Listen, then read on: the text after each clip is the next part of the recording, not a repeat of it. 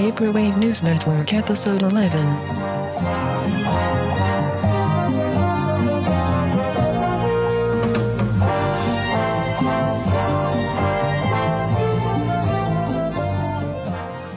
Hello, and welcome to Vaporwave News Network, a podcast about the contemporary Vaporwave scene.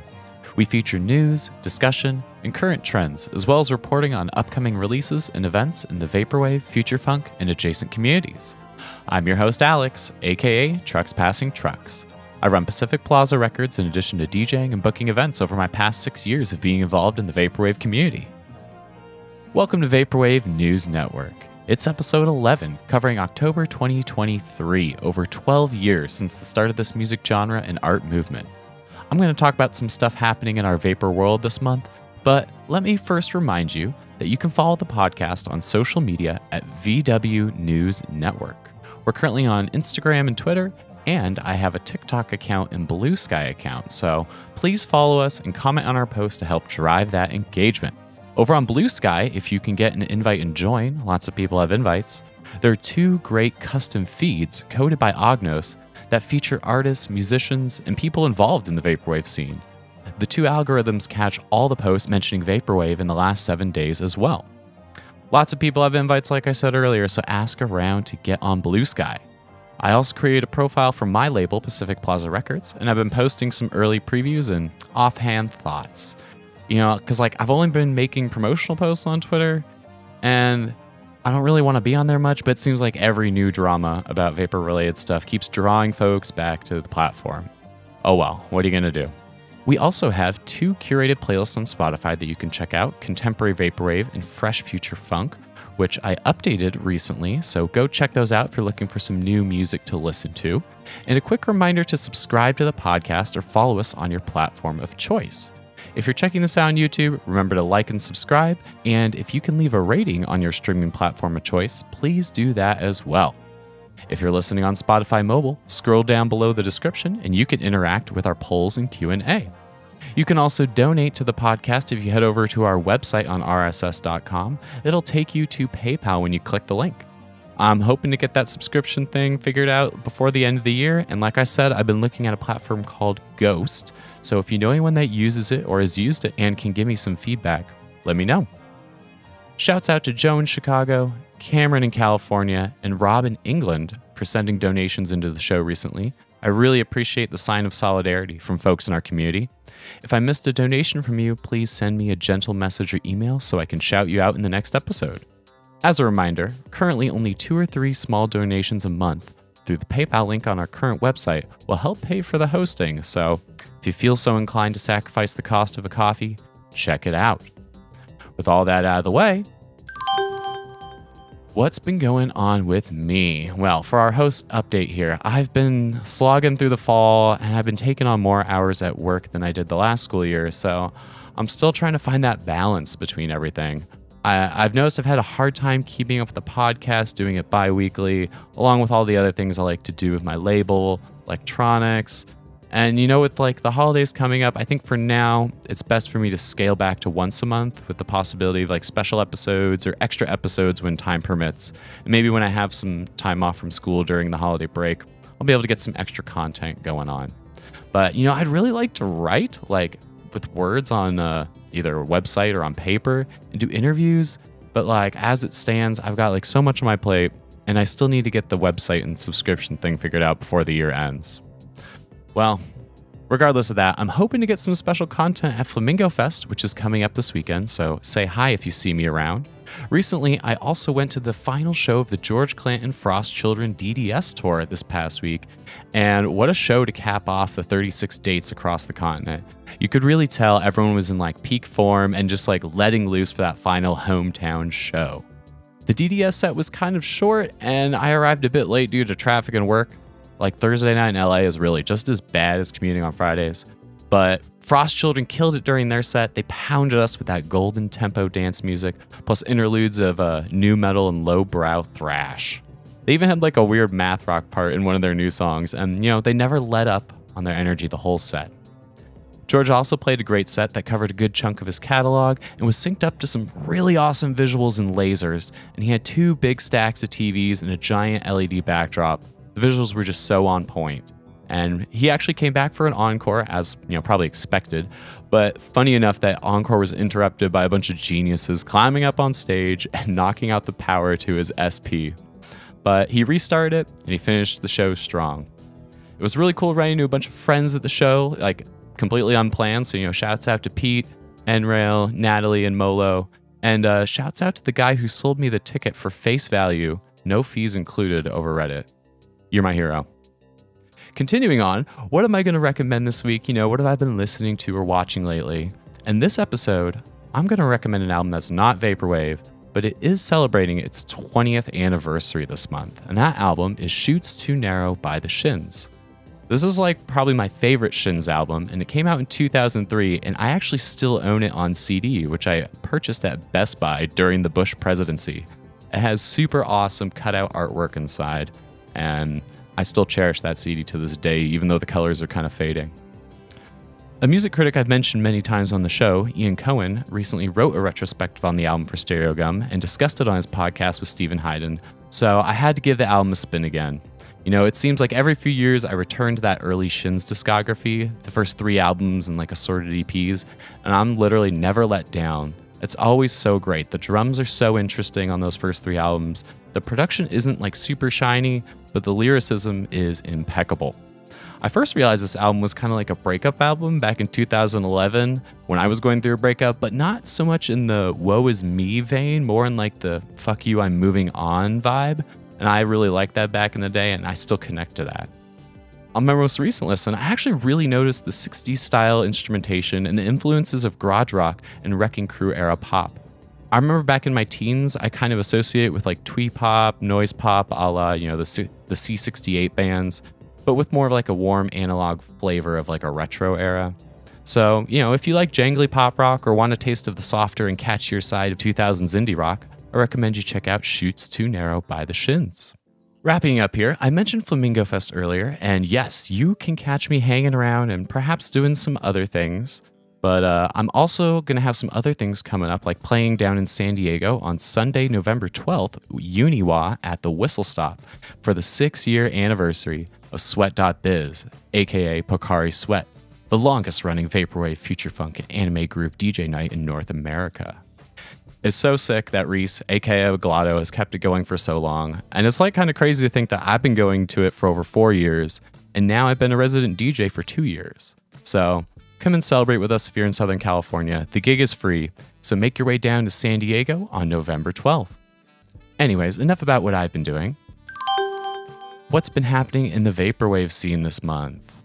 Well, we had some big news and continuing Bandcamp turbulence, but before that, I'm going to quickly cover shows, podcasts, radio, and other events. So shows, this month there were IRL shows in Wisconsin, Baltimore, Los Angeles, New York, London, St. Louis, Portland. And like I said last month, it's starting to get heated out there. If you're feeling the itch to book a local show, you should do it so we have more grassroots, vaporwave, and small shows where artists can grow into great performers. The George Clanton DDS tour wrapped up, as I mentioned earlier, but the fun doesn't stop, and the 100% crew is heading to Japan for a revamped Neo Gaia Fantasy tour with Equip and R23X. Speaking of tours in Japan, Night Tempo finished up his Japanese tour celebrating his new album, Neo Standard, this past month. And remember, you can keep up with the calendar of upcoming shows over at arcology.online/events. And I'm going to be mentioning upcoming events later in the episode as well. So what's been going on in the URL space this month? Well, Hot Takes had an episode in mid-October that was on a Saturday with the UK duo and OG Vaporwave legends, Topaz Gang. And they had to postpone their episode with Device Operator, so hopefully that will be coming up after Flamingo Fest.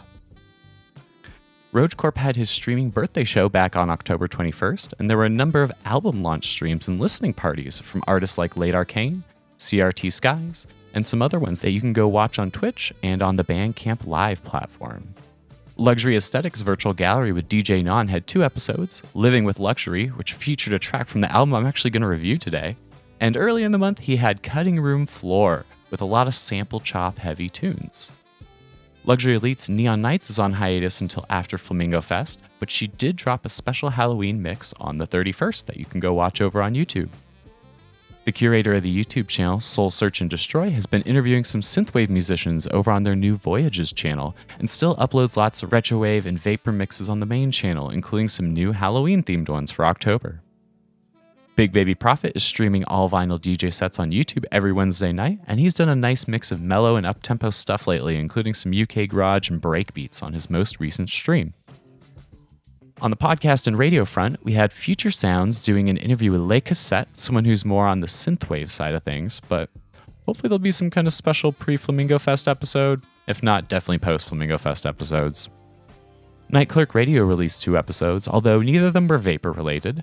They did discuss some seasonal stuff on their Horror Synth for Halloween and Exploring the Hearts of Space episodes that you can go check out on your podcast platform of choice.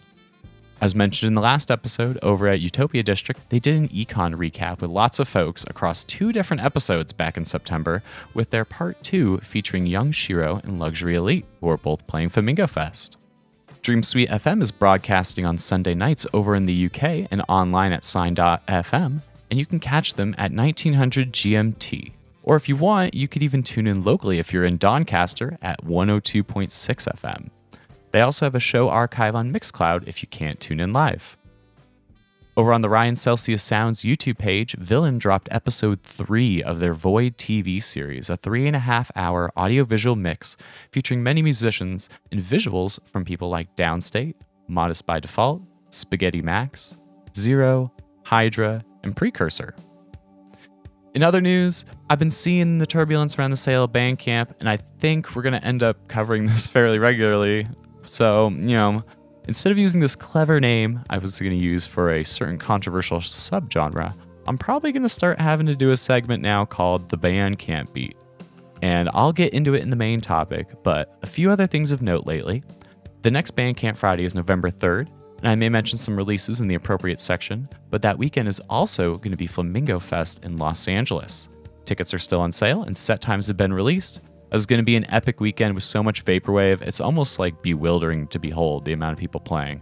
I'm so stoked to see friends again and meet some new people, and I will have some Vaporwave News Network buttons to give out to folks if you catch me around at either of the 2 gigs. There's also been some controversy over bootlegs, with an online shopfront actively bootlegging music from artists that are still part of the scene and very supportive of the scene. To reiterate what I said in the last episode, when you look at the prices from some of these bootleggers, whether it's this one or on Etsy, they are clearly for-profit ventures. And now, in addition to that, you have some of them that have showed that they have no issue disrespecting the artists they're profiting off of, which is really unfortunate. So be on the lookout. And finally, there was some action on the Sunset Corp YouTube page run by OneOtrix.Never, aka Daniel Lopatin. A 6-minute music video was uploaded along with the song Music of Memories from his latest album Again as the soundtrack. It looks to be kind of like his own cut of a music video for the song, which in a recent press release was not able to be completed as him and the director wanted. So that kind of leads into the other OPN news, which is that he has released a zip file with the different assets and components that were going to be used to almost make the video with director Freakatet.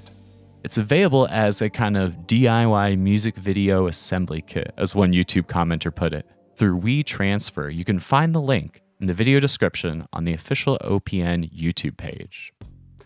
With all that out of the way, let's move on to upcoming shows and events. Upcoming shows. I'm going to start off with URL stuff. As I've mentioned before, there are labels announcing listening parties on Bandcamp and artists as well. So check out the official Bandcamp homepage for live events and streams to see if there's any labels or vapor names you recognize at bandcamp.com/live. Hot Takes was back for an episode at the end of October with Device Operator that got canceled, so they have yet to announce the exact date when they'll redo that broadcast, but both hosts are playing at Flamingo Fest in LA, so I'm sure that's going to kind of factor into their November schedule. On November 30th, there will be an album release stream for Toad of Sky's new album Star World 2 on the Virtua94 Twitch channel. It's a full 1-hour visual presentation of the album with 8 special guests on the lineup. Catskill Records is hosting KKR Slugfest 3, an online streaming festival December 1st with Luxury Elite, Angel from Fire Tools and Mindspring Memories, Christ, Groceries, and iClick, who are celebrating the release of their new album Point and Direction, which is also coming out on Super Sick Vinyl that same day. Duality Fest by Pause and Reflect Music is also going to be happening this winter on December 16th and 17th. But also imagine we'll get some Christmas stuff being announced soon. And I know I want to do a Christmas stream again. Me and Mr. Mello had so much fun doing it last year and the year before that. So we're going to bring it back this December as well. On the IRL side of things, the fall is in full swing and people are looking forward to Flamingo Fest as well as a whole host of shows this fall and winter. And speaking of Flamingo Fest, it is finally upon us. Flamingo Fest, put on by My Pet Flamingo in Utopia District, is November 3rd and 4th in Los Angeles at Jules Catch 1 in High Tide downtown LA. As I mentioned earlier, set times have been released, and a lot of people are already on their way to LA. By the time this episode comes out, many of them might be here already.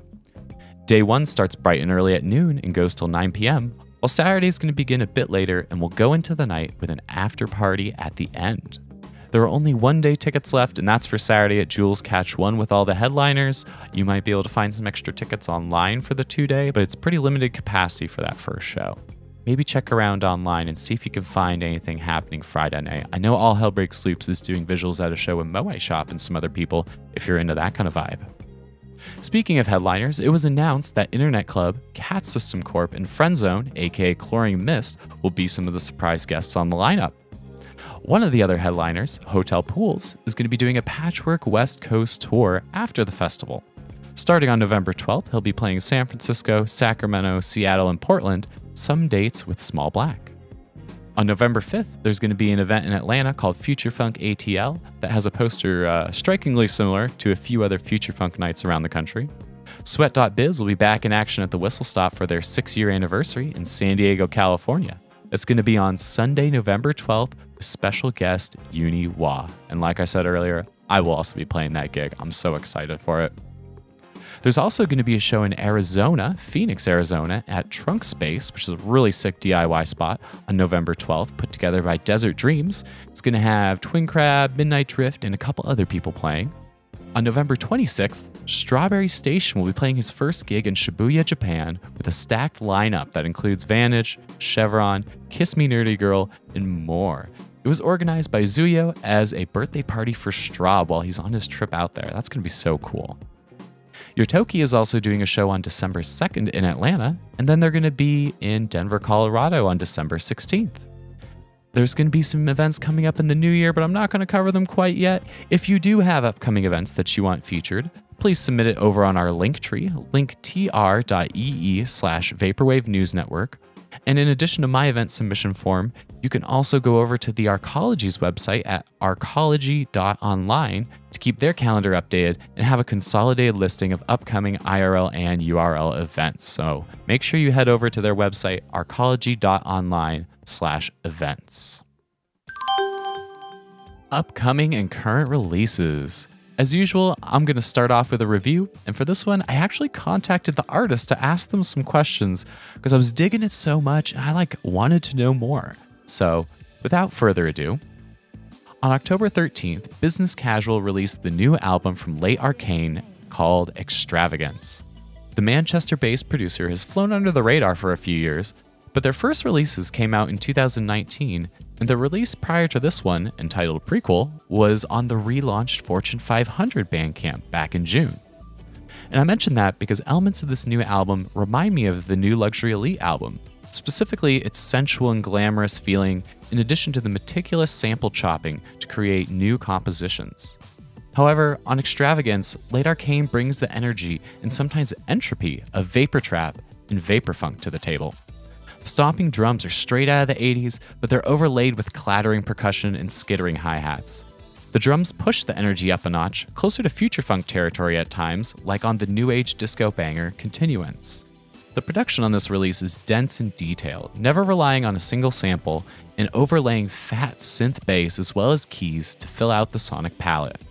While chatting with the artist, they revealed part of their process to me, which includes cutting multiple samples together in the same track, as well as adding the bass keys and a final layer of live finger drumming to give the drums and percussion, quote, a bit more energy. And you can feel that energy in the songs. The nuances in the rhythm, whether it's an epic halftime beat or the swell of a rising climax, give the songs a life of their own outside of the sample sources. Many of my favorite tracks also include vocal samples used as melodic fragments, which craft new melodies that sometimes recontextualize the decipherable lyrics, such as in the title track Extravagance and in the song Confidence. The use of repitched and manipulated vocals reminds me of Death's Dynamic Shroud, but played back over a glorious and epic soundtrack of neo-futurist 80s synth-funk. Living up to the album title Extravagance, late Arcane indulges in sonic excess that feels cinematic but never overwrought. The production is an evolution beyond the simplistic notions of vaporwave as slowed and reverb remixes. Instead, late Arcane uses elements of the past to reconstruct a luxurious vaporfunk album that skillfully uses digital plunderphonics to transport you back to the glamorous side of the 1980s. You can check out the album over on Business Casual's Bandcamp, and you can pick up a cassette tape while you're there. Getting into current releases and Bandcamp Friday stuff for November 2023, we have Dan Mason, who released his new album Devil Killer on October 20th, and it was also released on CD by Business Casual. It's almost sold out, or maybe sold out by the time this podcast is released, but head over and check it out. It's got a lot of really cool breakbeats on it. US Golf 95 dropped another EP. This one's called Leaf Links, which has similar album art aesthetics to his well-received breakbeat release earlier this year, but the music on this one veers back toward the more relaxed and ambient new age vibe of his earlier work, but drenched in enveloping reverb. Vanitas released a live album featuring the set he played at Future Sounds 4 in London at the end of September, some cool reinterpretations of songs from his catalog, plus a new song. And you can also find a link to a YouTube video of the performance over on the Bandcamp. Continuing their string of singles, Mirror Mirage by Donor Lens featuring Eulalie was released on October 13th. They're also playing Flamingo Fest in LA this weekend. St. Pepsi and Car Park Records announced a reissue of Gin City in local singles that will be put out on a single vinyl LP. Its packaging is a plain black disco sleeve like the other reissues they've done the past few years. Neon City Records dropped a ton of cassette reissues from some of their biggest releases by Macross, Vantage, Desired, and more. It's quite a lot to list out, so go see for yourself what's still available over on their Bandcamp. They also released a city pop single called Sunday Lonely Night with Habia by Vantage and The Miracle. It's meant to sound like a classic 80s city pop song. It's trying to do a retro version of the retro genre, but in my opinion, it kind of lacks the layers that you find in old school 70s and 80s pop or adult contemporary productions. I think it's a common problem with people trying to reproduce studio-made and session player-filled records from like the 70s and 80s, but in their own bedroom with a team of digital collaborators, instead of a bunch of highly creative studio musicians who, bring their own flavors to the session, and back in the day brought an instrumental touch that's like really hard to achieve using Ableton or Fruity Loops. It was interesting that I read an interview with Young Bay recently who says he uses a sample replaying service for most of his work now. And having that live instrumentation replaying a sample, I think might feel better than trying to compose from the ground up, for a song like this. But anyway, moving on to more releases. Theyfriend released some future funk in the form of a single called Kyoto Tokyo, which has 2 songs over on their Bandcamp. Very Good Records put out a compilation of tracks called Auto Reverse by a duo called Night Dubbing on cassette, and it is a collection of, quote, laid-back shoegaze and lo-fi grooves from throughout their current catalog. Very Good Records will also be doing a digital November where they release new albums every week as digital-only exclusives, so make sure you're keeping up with them throughout the month. Montaigne has released a single from Mr. Hoostein's track with cello and Christopher Lawless called One Day. It's got some remixes and versions that are great for DJing. The Le Funk remix is on my Fresh Future Funk playlist. Future Funk producer Hot Singles has put out a few singles referencing well-known Future Funk songs to tide over the fans until their next album is ready. You can check those out on their Bandcamp, or one of the tracks is on our Fresh Future Funk playlist as well. Groovy Kaiju put out a new album earlier in the month called Groovin' Through the Galaxy, which you can find on his Bandcamp or over on his Oceanfront Online website where you can get exclusive merch. Zy Cowan finally dropped their new album Ocean View on Neon City Records, and we've had a few tracks from that one on the Fresh Future Funk playlist as well over the past few months. Producer Mael, M-A-E-L, which I didn't clarify last episode, put out another album this month which translates to Death is the Least of Them. And this one has the breakbeat sound of drum and bass, smooth synths and spiky beats. but does get a little bit harder and veer into that breakcore territory. I actually think Young Shiro from Hot Takes would really dig this album, so if anyone sees Young Shiro, tell him to listen to this.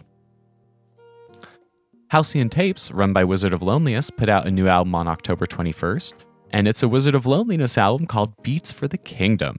It's a spiritual successor to his Divine Beats album, and it's a tribute to the new Legend of Zelda game that is the sequel to the game which inspired Divine Beats. One of the tracks from it is on our Contemporary Vaporwave playlist over on Spotify, so go check that out. Producer Opal Vessel released 4 Barber Beats albums and mixtapes this month, including a split release with Mabisio. And Mabisio also released 2 other albums, including a collection of Vapor Trap flavored beats called Beat Making Sessions Volume 1, and an ambient Y2K feeling Barber Beats album called Sun Color Eyes. Barber Beats producer Gore released 2 new albums, and the first one came out on No Problema tapes, which I'll mention later, and their album from later in the month was on their own Bandcamp and it's called Hierophant. Godspeed put out their number 21 release that translates to Soiled back on October 13th, and Oblique Occasions released a new album called Ketamine 1 on their Bandcamp October 29th. Mexican producer Permanent Zimp has released an album called Voltaire on their Bandcamp back on October 1st. Producer Male Alchemy put out a spooky Barber Beats album this month called Ritual over on their Bandcamp. And a Barber Beats split album called Wishmaker 2005 by Snowpoint Lounge and Sylph Skyline came out in October as well. Producer Magdalene released the first 2 albums in a trilogy of albums, with the first 2 being titled Manslayer and Dragon Slayer respectively. I wonder what the next thing they're gonna slay will be. Go check their Bandcamp to find out for the 3rd album in the trilogy. Makrutch released 2 new albums in October, one called The Voice of Someone You Don't Know, and the other one called A World Away. Rombreaker released an album of all original Barber Beats on Friday the 13th. The album is called Near Death Experience and can be found on their Bandcamp. Modest by Default put out a new album, Lumen Tactique, that has 12 tracks, with one of them being an original composition as well. Undersaken released a few new albums, one of them called Artifact Sky, which seems to sample a lot of guitar-based music but tries to shoehorn it into the Barber Beats aesthetic. They also did some experimenting with sampling heavy music on an album that translates to I Won't Let You as well. From previously reviewed producer Magic, with 2 A's, there's a new album that is not a Barber Beats album. This one, called Safe at Home, falls into the MIDI wave category and has some very VGM vibes. Glacier has released the 3rd album in their Revival trilogy, as they're calling it. Troubled But Hopeful is the final prelude to new music from Glacier, which will be coming in 2024 according to the Bandcamp description on this new album. French label Mobile Suits released a split album from Room 208 and Sage Hardware called Grievous Angel, which features dream punk breakbeats and some dubstep as well as UK garage aggression. It even has some Sage Hardware screams and vocals on the final track. Producer Vapid is back, and they've released a new EP called Speedrun back on October 7th on their Bandcamp. And a Signal Wave compilation was released on Tefco's Bandcamp recently. It's called Toothpaste Wave and features 20 tracks curated by Tefco. On the net label front, Bogus Collective released a bunch of new albums from artists like Orange, Platinum Towers, Endless Discovery TM, Cool Sun, Zolderot, and more. They also released a digital compilation called The Sony PlayStation 1, which is a tribute to the iconic game console with 28 tracks. Sunset Grid released some digital reissues this month and a new album by Acetique and Eerie, plus a compilation called All Stars 6, which has 55 tracks to celebrate the 500th release on the label. Big congratulations to Blue Screen and Acid Rar. Photoshop Co. has released 4 albums this month, including a Barber Beats album and a reissue of an early DMT tapes release by Vito's alias Calusa Eisenhower. Christ has released a new single this month called Jimmy that also has a B-side track called Ring That Bell. Maybe he's going to perform them for his upcoming set Flamingo Fest. We'll see. Canadian producer Graham Cartna, who has been roped in with the Spotify-created webcore genre tag, put out a new album called For Your Safety and the Safety of Others on his Bandcamp, with an animated version of the album on YouTube. Villain dropped some new records and announcements, including digital versions of some supporter-subscriber-only albums that came out on vinyl, plus new albums by Sangam, FM Forest, and Ghoul. Geometric Lullaby dropped some distorted Barber Beats by Skin Dance in very limited quantities across 4 different releases. I'm not sure if this is like a gag release or a Halloween parody album, if I'm being honest, but Geometric Lullaby did reissue the classic album by Hallmark 87, Atrium, on vinyl, and dropped a new surprise Begotten album titled Death Cycle on October 6th, along with a fresh new chapter in the tall tales behind the artist and how Geometric Lullaby acquired the releases. It's perfect stuff for the spooky season. No Problema Tapes put out a pre-order for Rainforest Hill Volumes 1 and 2 by Linshaven Virtual Plaza on vinyl, as well as new albums by Kagami Smile and one of the new Gore albums that came out this month, which was called Victim Complex. There's also been a handful of reissues. No Problema's been super busy in October, so go to their Bandcamp and see all the things that have been happening. Gorgeous Lights dropped their October bundle, which featured 3 albums: Together Under the Sky by Sky Too High, Take Me Away by Sangam, which had 3 new tracks and 4 remixes in addition to reissuing the old EP, and Lavish Memories by Vanity. All the cassettes are sold out, but you can listen to the digital over on the Gorgeous Lights Bandcamp. Ray Records put out another bundle of 3 releases on cassette, featuring 2 reissues of albums released earlier in 2023 and a new album by Boseby. Pause and Reflect Music will be releasing a new album from anonymous artist Phase 14 called Everything is Horrible on November 2nd for Bandcamp Friday. City Man Productions has been at it with their Sega box set releases all year, but the most recent one is for a 2023 album called Virtual Fantasy by Major Axis. It's got that 90s video game breakbeat sound, and there's also a non-Sega box edition of the album on cassette as well. Underwater Computing released some reissues this month, but also uploaded a mysterious track with a description asking people to guess the artist. The track is called Feel the Magic, and it's over 22 minutes with solar punk-inspired artwork. Business Casual had 4 releases in October. Global Chill, the Barber Eats project of Dennis from Geometric Lullaby, put out an album called Midnight Smoker on October 6th, and Late Arcane released Extravagance, which we reviewed earlier. Dan Mason released Devil Killer on the 20th, as I mentioned earlier, and Heaven Silhouettes released an album called Borders on October 27th. My label Pacific Plaza released a reissue of one of our earliest releases, PPR 003, which was by VCR Classique. This reissue was given a new name, Fiji Babe, and a new aesthetic, plus an amazing J-card design by the artist himself. Unfortunately for you, it's sold out in just a few hours, but I'm thinking that we're going to do a second edition, so let me know if you want us to bring this late night lo-fi classic back. We also have some unique Barber Beats releases in the pipeline, so stay tuned to our social media for more information. If you have an upcoming release you'd like to send to us for coverage, please go to our Linktree and use the upcoming release submission form. That's linktr.ee/Vaporwave News Network.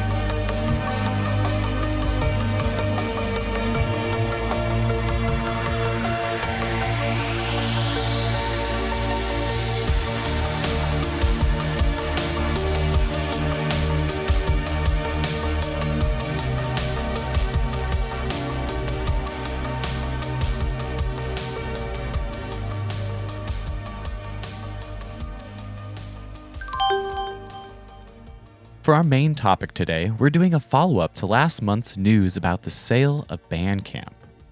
Welcome to the Bandcamp Beat. We're taking a deep dive into the sale of independent music and merchandise distribution platform Bandcamp and its recent acquisition by tech company and music licensing platform Songtradr from the tech firm Epic Games. So what's been going on since the sale of Bandcamp to Songtradr? Well, first a quick summary of how we got to where we are at this moment. Bandcamp was sold to Epic Games in March 2022, and after a year and a half and a lawsuit with Google, which I'll mention later, they quietly sold off Bandcamp to Songtradr in September 2023 during a round of layoffs and downsizing, in line with the downsizing and triage we've seen across the tech and gaming industry this year. I'll start off by saying that the extreme doom and gloom and panic still kind of seems a bit unwarranted at this point. Many people are fermenting doubts that have not materialized for users and musicians. Fans can still purchase music and merchandise with assurances that people will be paid and downloads are still available. Also, you can easily back up your whole collection with a handy tool called Bandcamp over on GitHub. We're going to put a link in the description. After the sale was announced, through a Songtradr blog post that I mentioned in my previous episode, there was a flurry of questions and weary responses to the news back on September 28th. You could check out the deep thread covering these questions and more that was tweeted by the Future of Music Coalition. It's linked in the previous episode show notes. One particular thing that users across the social media world pointed out was that the Bandcamp union was under threat and was still yet to meet with Epic Games for negotiations that were scheduled for early October. And sadly, there has been some resolution in the case of the union, but I'm going to get back to that later as well. On October 5th, Songtradr announced that layoffs would be happening, and everyone's panic level immediately started to rise. Songtradr claimed, quote, "Based on its current financials, Bandcamp requires some adjustments," unquote. But as many have reiterated, up until the Epic Games sale of the company, it had been profitable. In my own opinion, there is a possibility that things have shifted since then because of the continuation of Bandcamp Friday and like a general slowdown in economic spending on non-essentials, which, you could easily argue physical media on Bandcamp and downloads fall under that category. However, I think that some of Songtradr's downsizing of Bandcamp would have occurred anyway, as redundant positions or new spreads of responsibilities to current employees would have happened during an acquisition. And unfortunately, there has been layoffs, and even more than I think people thought were going to happen. On October 16th, the details of the Bandcamp layoffs revealed a thorough gutting of the company, especially the editorial and customer support staff. As reported by the SF Gate, of Bandcamp's 118 employees, 58 did not receive offers and 60 did. Former senior editor at Bandcamp Daily, JJ Solnick, confirmed the reports and shared insight into the disproportionate amount of not only editorial staff let go, but also union members and union leadership that was let go. Also, an interesting note, quote, Bandcamp co-founder and former CEO Ethan Diamond's Slack account is also now deactivated, according to a screenshot viewed by SF Gate. And on Reddit and Twitter, I was able to find posts that supposedly detailed the layoffs. Only 3 people are left in the editorial department, so that's Bandcamp Daily, and, quote, most of the layoffs were in dev and customer service, HR, and executive level, unquote, according to a post on Reddit. And of course we know Ethan Diamond, the former CEO, has abandoned the platform. And I will note that some Reddit users also mentioned that before Epic's purchase, the staff was around 80 people. So as it stands, the Songtradr layoffs leave Bandcamp with about 25% less staff than before Epic Games' acquisition back in 2022. Epic has said since the announcement that they had a hand in the layoffs, noting that these are not new layoffs in a statement to Vulture magazine. And CEO of Songtradr, Paul Wiltshire, complained about the blossoming operating costs at Bandcamp, but he did not explicitly say the platform is losing money. And I will say that it is weird that such a small company bought out a substantial platform like Bandcamp in order to monetize the library of music on the platform. There's some of the music on there is great, but there's a lot of kind of middling crap, demos, covers, and other things, on Bandcamp that really takes up a lot of storage space, as opposed to interesting vaporwave albums or indie rock albums or whatever.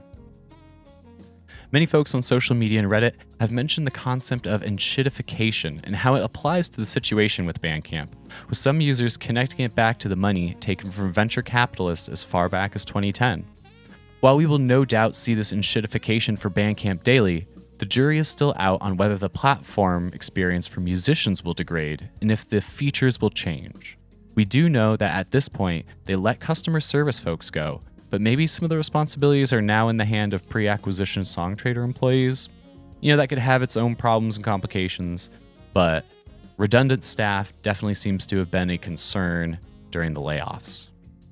As reported in the SFGate article, Songtradr's representative provided a statement to the SFGate in which the firm committed to keep running Bandcamp's popular Bandcamp Friday promotions and the editorial arm Bandcamp Daily, but several members of the writing staff have been laid off. One of my questions would be, is Bandcamp Friday going to continue into 2024? Is Bandcamp Daily just going to keep getting downsized as we go into 2024? The loss of editorial staff was a big blow to people across the independent music world, especially as one of the retained editorial staff was revealed to be an anti-union jerk with a history of sour relations with writers and people who used to pitch Bandcamp Daily during his original tenure as editor. A tweet by writer Lear Galil encapsulates what is so potentially disastrous about losing the breadth of Bandcamp Daily's coverage that was provided by the excellent writers and former staff. They said, quote, "So frustrated and saddened by the layoffs at Bandcamp. The editorial work the site published did a lot to document independent music as news outlets around the world have let their arts and culture coverage fall apart through cuts and attrition," unquote. And we could definitely see some of those cuts and attrition here in this example as well. I mentioned a lawsuit with Google earlier, and that lawsuit has since been settled. In the lawsuit, Epic did not want to pay a fee to the Google Play Store, specifically related to Fortnite in-app microtransactions originally, and they tried to leverage Bandcamp, who was going to be facing a similar demise. However, as was pointed out by Dan Jackson from Google, Bandcamp was still able to distribute their app to Android customers through many other avenues, and was not solely restricted to the Play Store, according to an article by The Verge back in 2022. And it's not like Apple, where there's only one Apple App Store for Android you can buy and download from different platforms besides the Google Play Store.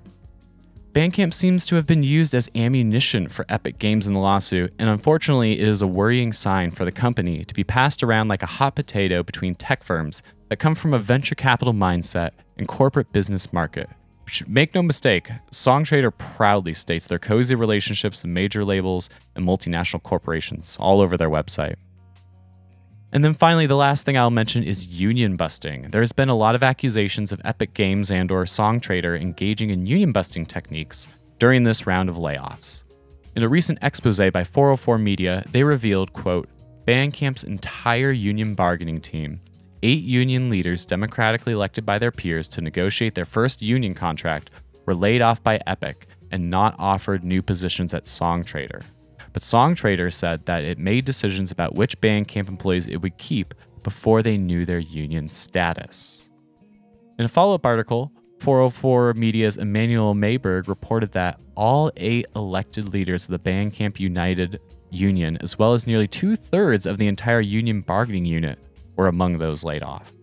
And from that article, the Mary Sue also wrote on their website that, quote, the union, which would cover all non-managerial, non-supervisor workers, which at the time of unionization was 62 people, 40 of them were laid off by Songtradr, unquote. After the 404 Media story was first published, Songtradr told 404 Media in an email that, quote, employees were extended offers based on the factors they previously described, before we knew the composition of or met with any of the bargaining team members, unquote. And while we can't see the documents or internal communications between Epic Games and Songtradr, it is a shame that 50% of the staff will be let go, and we have no further progress towards union recognition or updated and improved features for Bandcamp. Obviously, I will keep people updated on the situation, but like I mentioned earlier, there are resources and sources you can go check out in our notes and in our last episode. And if you want to back up your entire Bandcamp collection, go check out Batchcamp over on GitHub, and it can help you out with that. A final thing to end on a lighthearted note, I did see a funny comment in a thread on Reddit while I was doing research for this, and someone asked how much hard drive space 835 Vaporwave albums would take up, and the response was great. Quote, Vaporwave is a real thing? ? I thought it was just a meme. I could only laugh and shake my head. And on to our final segment, my favorite segment, This Week in Vaporwave History. And we got another doozy for this one. I mean, I feel like I say that every time, but this one is super important. So we're going to go back On October 25th, 2011, the album Farside Virtual by James Ferraro was released on the formative experimental label Hippos and Tanks, who at the time were also releasing music from the likes of Autre Nouveau, Arca, Grimes, Hype Williams, and fellow Vaporwave progenitors that I've mentioned in our history segment before, Games. A succinct, albeit non-exhaustive summary of the album was described in a 2020 Resident Advisor re-review. Quote, "The album is essentially a collection of recordings taken from an entirely digital environment, cobbled together on GarageBand, and initially intended for release as a series of smartphone ringtones." Unquote. In a Red Bull Academy interview, James Ferraro talks about the album originating as a set of ringtones, but a set that had the impact of a full album when listened to together. Ultimately, he never realized the consumer ringtone performance art aspect of the idea on a mass scale, but the album, despite being grossly out of step with turn-of-the-aughts music trends, has gone on to have a huge impact in the vaporwave scene and beyond. Many reviews have explored the album and tried to encapsulate the sounds within. Just to give, a few examples, The Quietist called it a symphony of 16 spiraling arpeggiated miniatures punctuated by the recognizable whoosh and clunk of Windows idents and voices from Second Life. And Pitchfork mentioned, quote, "Quite a few tracks feature a robotic voice speaking to you, providing a bizarre, world-building aspect to the project. The propulsive MIDI symphony of Dubai Dreamtone and the stiff jazz on Adventures in Green Foot Printing are undeniable and surprisingly affecting, like a cyborg Vince Guaraldi was placed in front of a keyboard and told to knock out some somber tunes." Writer Liam Hoare described it as, quote, "Common virtual sounds, such as the Skype login sound, synthesized voices, elevator music, dated electronic sounds, and soul-suckingly corporate music, along with original MIDI instrument compositions." Ferraro himself has said, quote, "It's mainly just trying to create some kind of symphonic music based off of ringtones or startup chimes or computer noises, and just things that are in our infrastructure." Of course, the album goes much deeper than the surface-level sounds, and it presents, as per the Resident Advisor review, a painfully vivid post-noise take on ambient, chiptune, and lo-fi pop in a high-tech world. In the Sun-Bleached review of Farside Virtual, the writer goes into the concept of hyperrealism, the concept of the artificial and the real being indistinguishable. He writes that Farside Virtual embodies hyperrealism in concept and production. It walks an unexpectedly fine line between genuine listenability and mindless corporate blather. Unquote. Rooted in the philosophy of Jean Baudrillard, hyperrealism is, quote, "the simulation of something which never really existed," which we can, in turn, easily apply to Vaporwave's ontology of nostalgia, whether that's for a misremembered past, unrealized future, places that are familiar or foreign, through co-opting corporate, cultural, and capitalist signifiers like sampled music, retro-mimetic soundscapes, appropriated logos, ripped video, and repurposed graphic imagery and screenshots to build a new world. In Farside Virtual, many of the formative traits of Vaporwave can be found, mixing high art and low art, treating corporate or capitalist detritus as meaningful sonic artifacts of humanity, taking nostalgic or remembered sounds and twisting them into a stark palette of digital modernity and digitally mediated life in the 21st century. Even the sonic fidelity in its HD sheen, routinely noted in reviews, would inform subgenres of Vaporwave such as Utopian Virtual, MIDI-Wave, Office Soft, Metro Song, and even Vapor Trap. The album deserves a much more in-depth analysis, obviously, but there are plenty of reviews and interviews with Ferraro from around that time. And heck, I haven't even touched on the album's artwork, which in itself would go on to be influential in the genre. It's a digitally fuzzed out Google Street View in what looks to be New York City, overlaid with two digitally rendered iPads with late 90s and early 2000s aesthetic imagery melting into the screen. Meanwhile, the back of the highly collectible vinyl release features part of a Coke can, the Disney D, wired pastel and white earbuds, and a digital music player button from what looks to be the iTunes UI. The bold look and collage of corporatism and technology no doubt inform many pieces of album artwork and Vaporwave visual artwork, not only in the recent past, but in the early days as well. Ferraro himself said, pieced together from interviews, quote, "The record is just the contained gallery space of these ringtone compositions. It's simultaneously an art object and music piece. When you try to analyze Farside Virtual as just a musical object, you really can't because it doesn't address the conceptual nature of it. If you really want to understand Farside Virtual, first off, listen to Debussy, and secondly, go into a frozen yogurt shop. Afterwards, go into an Apple store and just fool around, hang out in there. Afterwards, go to Starbucks and get a gift card. They have a book there on the history of Starbucks. Buy this book and go home. If you do all these things, you'll understand what Farside Virtual is, because people kind of live in it already. If you'd like to read a more in-depth analysis of this album and its connections to Vaporwave and digital plunderphonics, a whole other topic I really didn't touch on, you could check out an article by Liam Hoare that I'm going to link in the description. It's a lengthy and thoughtful piece on this iconic album.